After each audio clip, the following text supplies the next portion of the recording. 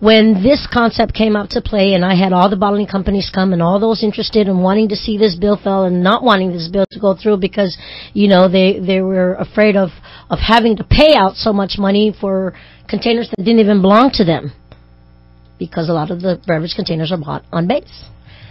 I said, okay, I make you this commitment. In order for this to work, I will engage with the military.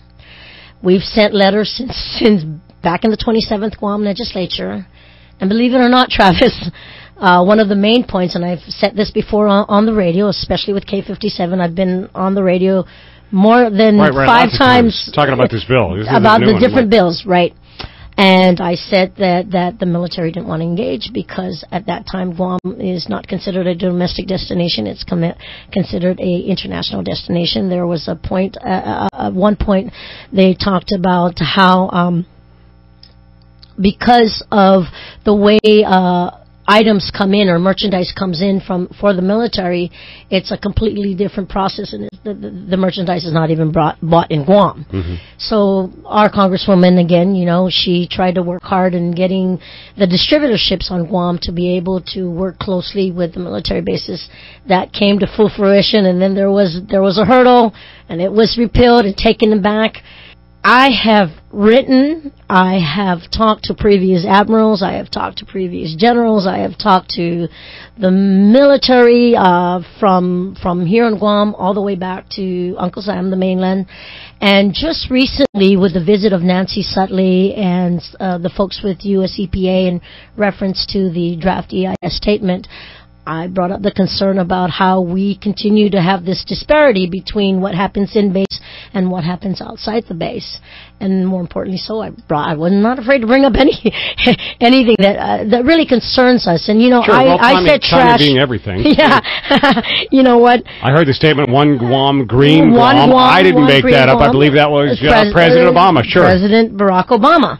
And, you know, I've always said, let's turn trash into a commodity. Let's look at cleaning Guam. Let's look at protecting our environment. Let's look at cleaning our environment. Let's engage with our children, engage with our villagers, engage with everybody, the schools. We have a program going on right now, but unless it's enforced, Travis, then you won't get that high participation of support. So right now we're probably recycling at 20 to 40%, but we want to see it as high as what the state of Hawaii is doing right now, and it's at over 80%. The bottling distribution companies here understand that they're not the only ones who sell beverage containers on Guam. The military literally has at least 50% of that.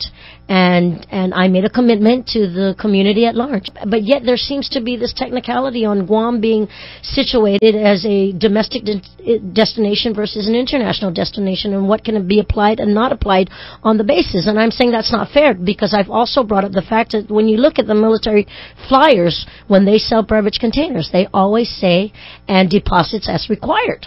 Right. And if I can also quote that the Code of Federal Regulations, which is Section 2610, says Guam is included, and the military must recognize the